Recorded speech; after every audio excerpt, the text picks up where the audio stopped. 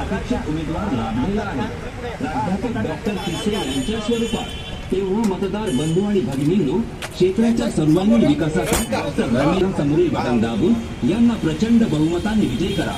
निवडणूक बुधवार दिनांक 20 नोव्हेंबर 2024. वेळ सकाळी 7 ते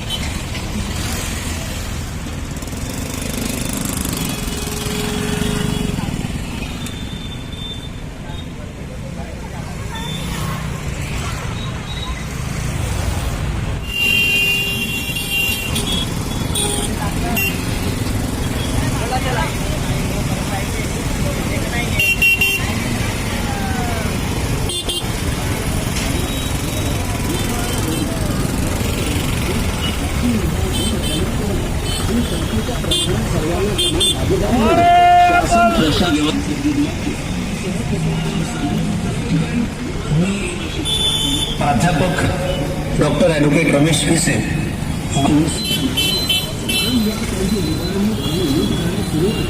त्याला कायमस्वरूपी आळा घालणे अत्यंत गरजेचे. हा लोकशाहीचा आधारस्तंभ आहे. वर्तमान लोकशाहीचे स्वरूप बघता काही अपवाद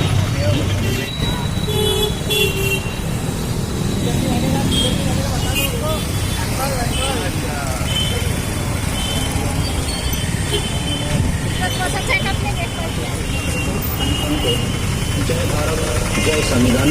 धन्यवाद.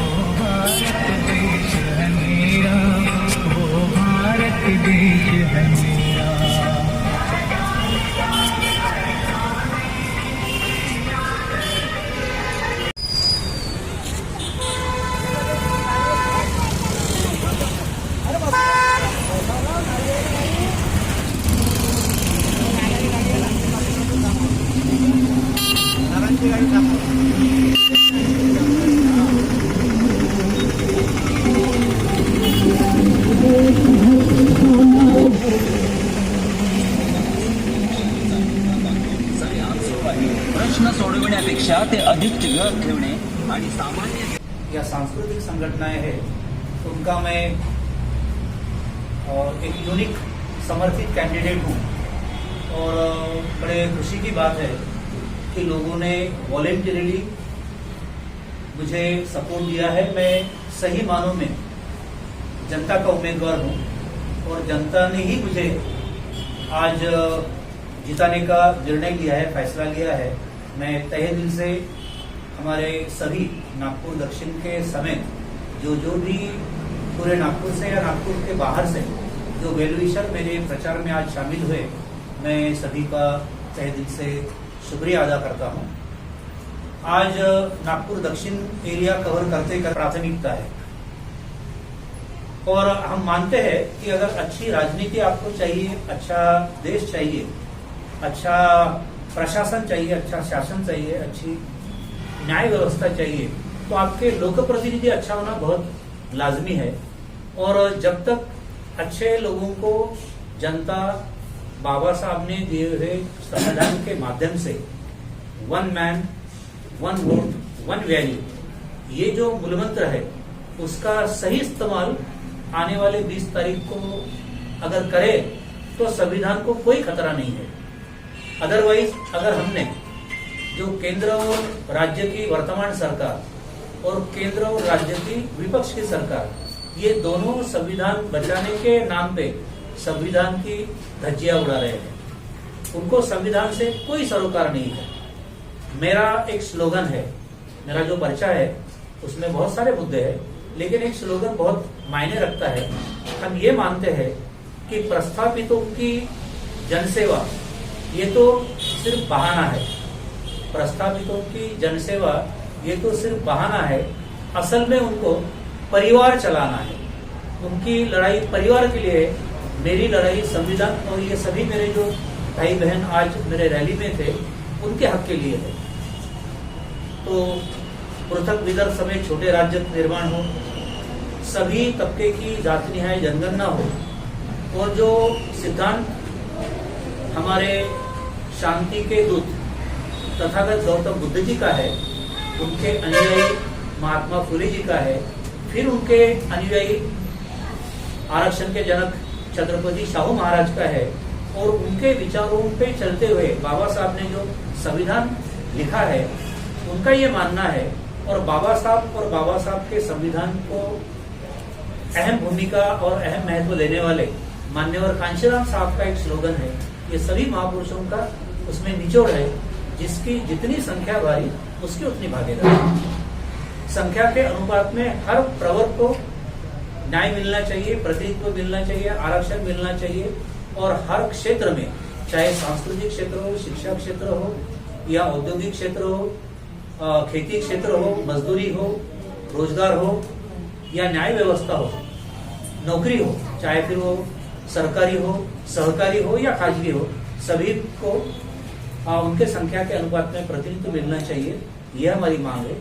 महिला सुरक्षा सिर्फ आप उनको 15,000 महीना देके या 1,500 रुपए महीना देके, 1,500 रुपए महीना देके, या फिर 2100 रुपए बढ़ा के, या फिर राहुल जी ने अभी एक नारा दिया है कि हम 3,000 रुपए देंगे।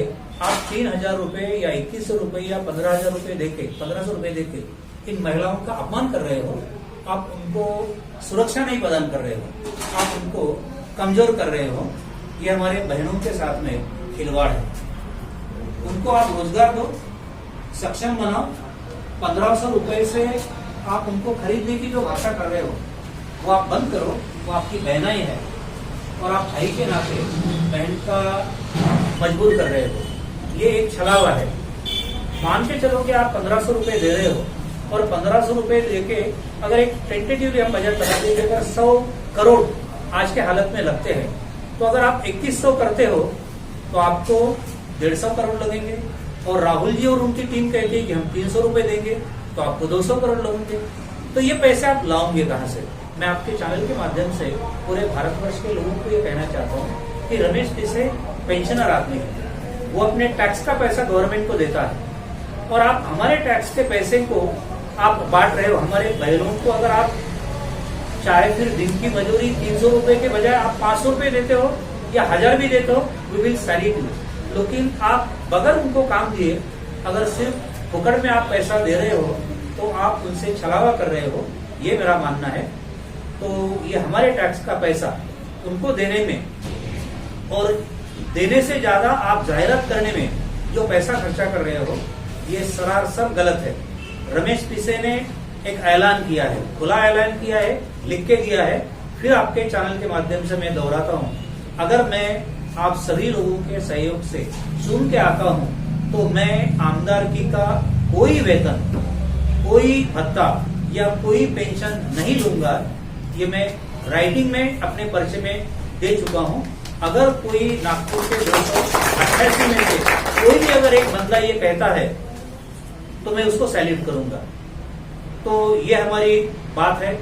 जो हमारे किसान हैं, जो हमारे खेत मजदूर है वो आत्महत्या ना करे। मैं उनको हाथ जोड़ के विनती करता हूँ, अच्छे दिन डेफिनेटली आएंगे, लेकिन ना मोदी लाएंगे ना राहुल जी लाएंगे।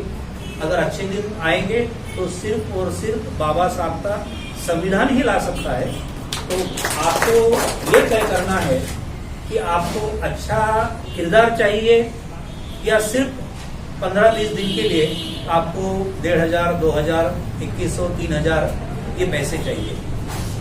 तो पैसे से ज्यादा आपकी अस्मिता प्यारी है, हमारा जुनून प्यारा है। और संविधान ये कहता है कि अगर आप किसी के पैसे लेते हो तो आप आपके मत के साथ में छलावा कर रहे हो।